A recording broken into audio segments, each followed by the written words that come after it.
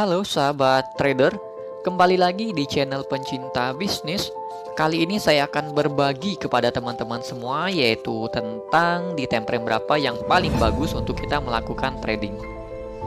Nah, apa itu time frame?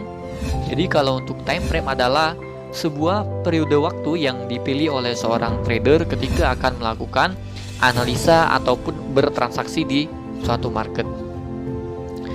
Nah, yang mana kalau untuk time frame itu baik dari time frame M1, M30, H4, daily, weekly, dan monthly, sebetulnya time frame itu adalah sama.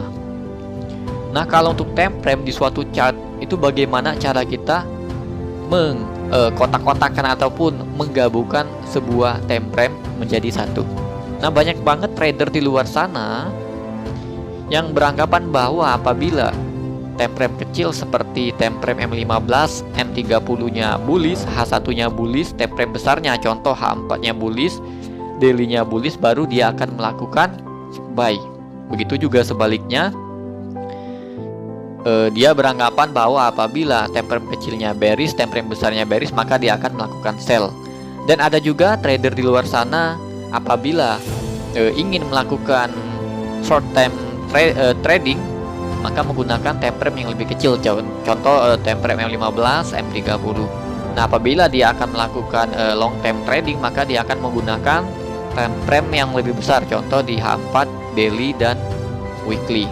Dan ada juga di luar sana trader yang kebingungan tidak mau entry karena bingung menentukan time frame, contoh di time frame M15-nya bearish, M30-nya bullish, H1-nya bearish, di time frame besarnya juga bullish, maka kebingungan tidak bisa melakukan entry ataupun trading. Nah, kebanyakan trader yang menggunakan teknik seperti ini itu banyak banget di luar sana endingnya itu menjadi babak belur karena caranya yang kurang tepat menggunakan daripada time frame. Nah, di sini saya akan berbagi kepada teman-teman semua cara kita menggunakan time frame yang tepat untuk kita melakukan analisa dan bertrading di suatu market. Nah, time frame, jadi di sini saya akan menganalogikan time frame itu sama halnya seperti sebuah map ataupun sebuah peta. Jadi kita contohnya kita masuk di pengaplikasian petanya. Nah, teman-teman bisa lihat kita sudah masuk di map, Google Map ataupun peta. Jadi kalau kita ingin melihat di suatu wilayah ataupun di suatu area di suatu market, contoh di sini saya akan melihat suatu wilayah ataupun area yaitu Monas.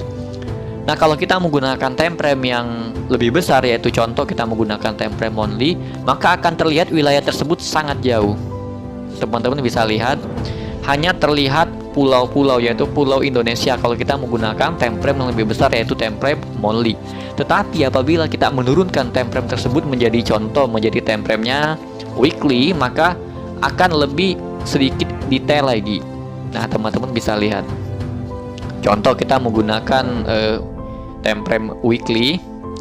Ini terlihat beberapa kota seperti ada kota Tangerang, Bogor, Purwakarta, dan lain sebagainya. Nah, apabila kita menurunkan time frame lagi menjadi time frame yang lebih kecil seperti time frame-nya daily, maka terlihat lebih detail lagi. Nah, teman-teman bisa lihat lebih detail lagi. Begitu juga seterusnya kalau kita menurunkan time frame yang lebih kecil, contoh ke H4, ke M30, ke M15, bahkan ke M5, maka dia akan terlihat lebih detail lagi. Nah, inilah analogi daripada semua time frame di market ataupun di chart.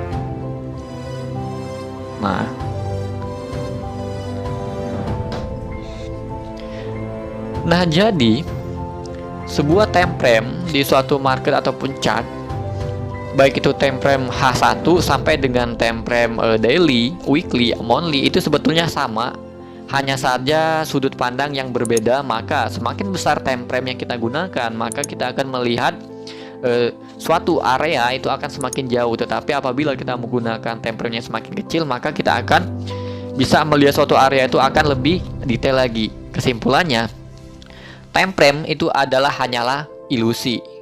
Jadi yang membedakan hanyalah sudut pandang. Dan di sini kita akan kembali lagi ke chartnya. Di sini kita masuk daripada chartnya. Sebetulnya time frame yang ada itu hanyalah time frame daily. Nah, kenapa time frame daily? Karena harga itu berganti setiap 1 hari 1 kali. Makanya time frame yang sebenarnya ada adalah time frame daily. Nah, kalau untuk penggunaan daripada time frame ini sendiri, biasanya kalau kita trading menggunakan time frame yang lebih besar, otomatis risikonya akan lebih besar. Nah, makanya cara kita menggunakan time frame yang paling tepat yaitu pertama kita menggunakan time frame yang lebih besar. Contoh, kita menggunakan time frame H4 daily.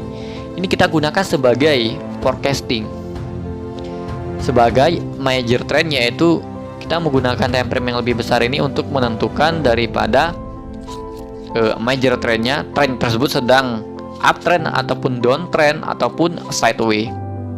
Nah, contoh kita membuka suatu pair yaitu di XAUUSD ataupun di gold, kita menggunakan time frame H4. Jadi time frame H4 ini kita gunakan untuk melakukan forecasting, yaitu untuk melakukan major trend. Kita melihat trend tersebut sedang uptrend atau downtrend atau sideways. Nah, di time frame besar ini kita lihat, kita perhatikan pergerakan harga tersebut sedang uptrend.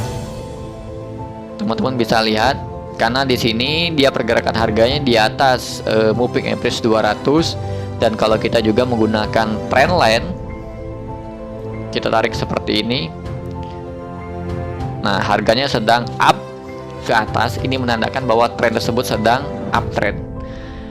Nah, kalau di major trendnya yaitu di time frame H4 kita melihat kondisi market tersebut sedang uptrend, maka kita teknik entry-nya kita menggunakan time frame yang lebih kecil. Seperti kita akan menggunakan time frame di M30 atau di time frame M15. Kalau kita klik, nah, jadi setelah kita melakukan forecasting ataupun mencari di major trendnya, trend tersebut sedang uptrend, downtrend atau sideways, untuk teknik entry-nya kita menggunakan time frame yang lebih kecil lagi, yaitu kita menurunkan time frame ke M30 atau di M15. Nah, di time frame inilah kita akan melakukan entry atau kita akan melakukan open posisi. Nah, teman-teman bisa lihat kalau kita menurunkan time frame yang lebih kecil, maka kita akan melihat suatu area tersebut akan lebih detail lagi. Nah, disinilah cara kita menggunakan teknik multiple time frame. Cara menggunakan time frame yang tepat. Jadi kesimpulannya, time frame yang besar, contoh seperti H4 daily, kita gunakan untuk melakukan yaitu major trend analysis, forecasting, melihat suatu pergerakan harganya tersebut sedang uptrend, downtrend atau sideways. Dan setelah kita menemukan pergerakan harga tersebut apakah dia sedang bullish ataupun bearish, baru kita akan melakukan teknik entry-nya di time frame yang lebih kecil. Kita turunkan menjadi M15 bahkan ke M30. Nah, jadi seperti itu cara kita menggunakan daripada time frame.